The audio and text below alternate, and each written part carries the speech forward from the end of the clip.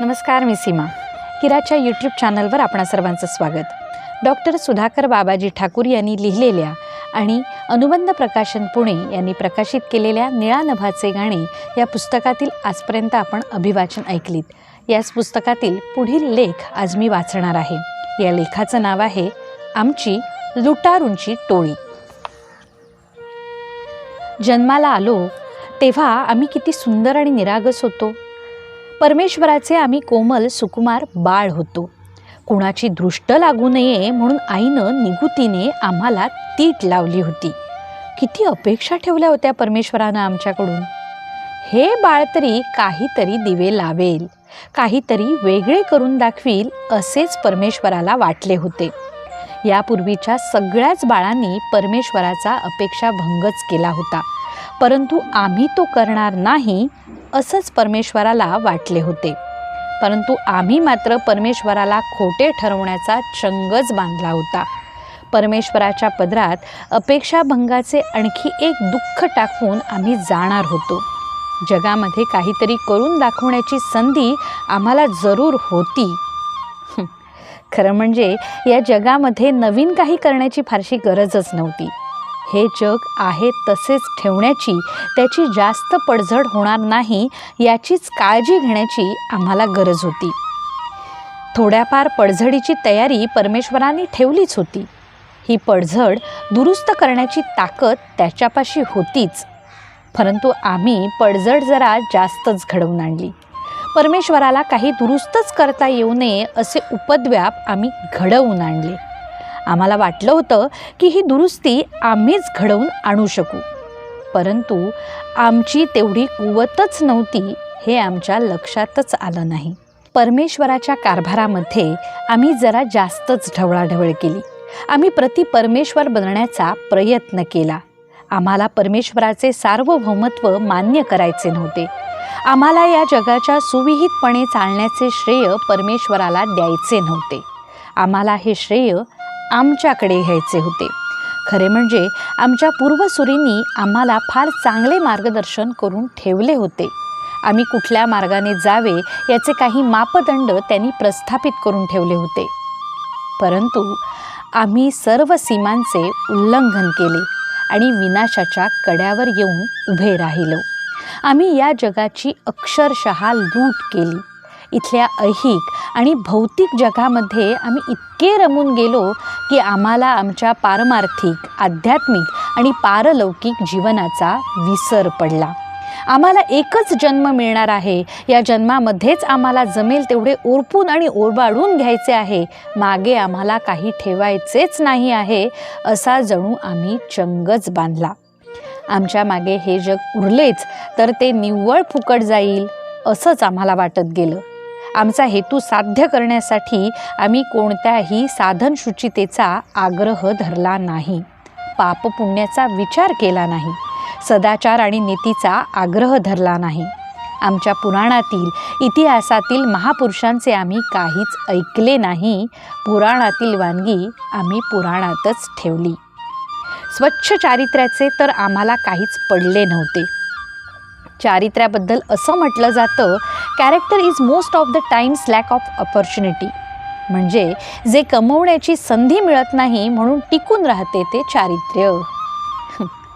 चारित्र्यवान नसल्याबद्दल आणि देशाची वाट लावल्याबद्दल आम्ही राजकीय नेत्यांना आणि अधिकारी कर्मचाऱ्यांना शिव्या देतो. खरं म्हणजे हा आपला द्वेष आणि मत्सर असतो. ही आपली असूया असते. आम्हाला संधी मिळाली नाही म्हणून आम्ही नाराज असतो. आम्हाला संधी मिळाली असती तर आम्हीही हेच केले असते याची आम्हाला खात्री असते. राजकीय नेते, शासकीय अधिकारी हे स्वर्गातून पडत नाहीत. ते आपल्यापैकीच कोणीतरी असतात, आपले प्रतिनिधी असतात. त्यामुळे आमचे गुणदोष त्यांच्यामध्ये असणे क्रमप्राप्त असते.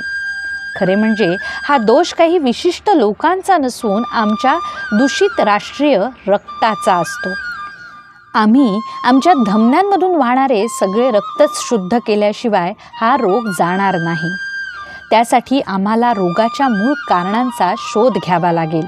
आमचे दोष खुल्या मनाने मान्य करावे लागतील आणि आमच्यामध्ये आमूलाग्र बदल करावे लागतील. मला एक प्रश्न नेहमी पडतो, शोषितांचा उत्तम शोषक कसा बनतो? ज्यांचे शोषण झाले आहे अशा माणसांना खरं म्हणजे शोषणाचा तिरस्कार असायला हवा. त्यांनी जे भोगलं आहे ते इतरांना भोगावे लागू नये याची त्यांनी काळजी घ्यायला हवी. परंतु दुर्दैवानं तसं होत नाही. ज्यांचं शोषण झाले आहे असा माणूस संधी मिळाली की सगळ्यात मोठा शोषक बनतो. माझं शोषण झालं आहे त्यामुळे इतरांचे शोषण मी करणार नाही असा विचार तो करत नाही. माझे शोषण झाले आहे, इतरांचे शोषण करून सगळा अनुशेष मी भरून काढीन असाच विचार तो करतो. एक माणूस दुसऱ्याचे शोषण करतो आहे म्हणून दुसरा तिसऱ्याचे आणि तिसरा चौथ्याचे असे दुष्टचक्र चालू राहते. शेवटच्या माणसाला शोषण करण्यासाठी कोणी उपलब्धच नसतो. जगातील केवळ 1% लोकांकडे जगातील 60-70% संपत्ती एकवटली आहे. हे तुम्हाला माहिती असेलच. या संपत्तीचे हे लोक काय करणार आहेत? कुठलीही संपत्ती ही दान, उपभोग आणि विनाश या 3 स्थितीतून जाते हे या बिचाऱ्यांना माहितीच नाही. हे लोक स्वतःला सगळ्या विश्वाचे मालक समजत आहेत. गांधीजींची विश्वस्ताची कल्पना त्यांना माहीत नाही. टॉल्स्टॉयची माणसाला किती जमनीची आवश्यकता आहे ही गोष्ट त्यांनी अजून वाचलेली नाही. हे झाले माणसांनी माणसांच्या केलेल्या लुटीचे. माणसांनी निसर्गाच्या केलेल्या लुटीचं काय? तो तर तातडीनं अजेंड्यावर घ्यावयाच्या योग्यतेचा विषय आहे.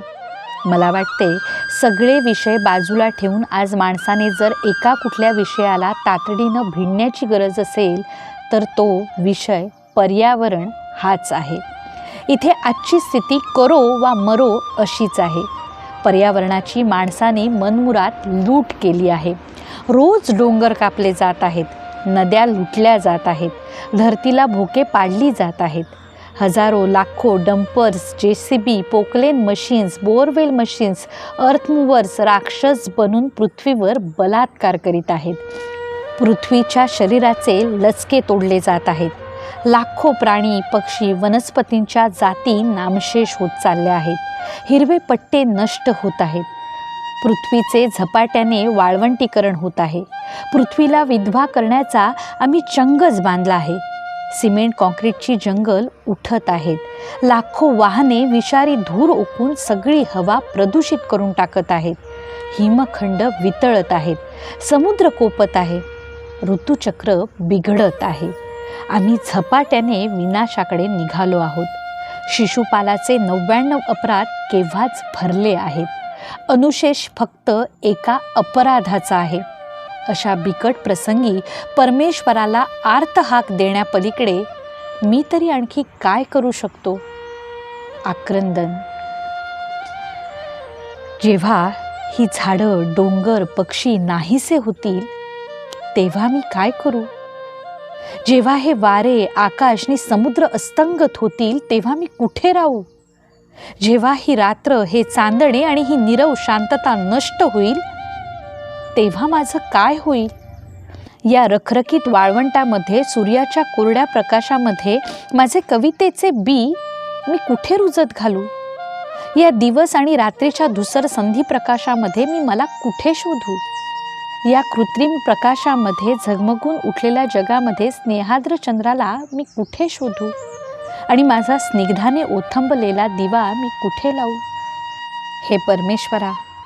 हे परमेश्वरा, या जगाच्या अपरिहार्य शेवटाला कारणीभूत होण्यापूर्वी मला नष्ट कर.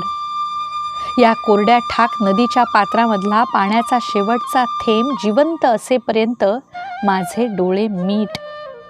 वातावरणातला प्राणवायूचा शेवटचा कण संपायच्या आत माझा श्वास बंद कर. माझा श्वास बंद कर. धन्यवाद.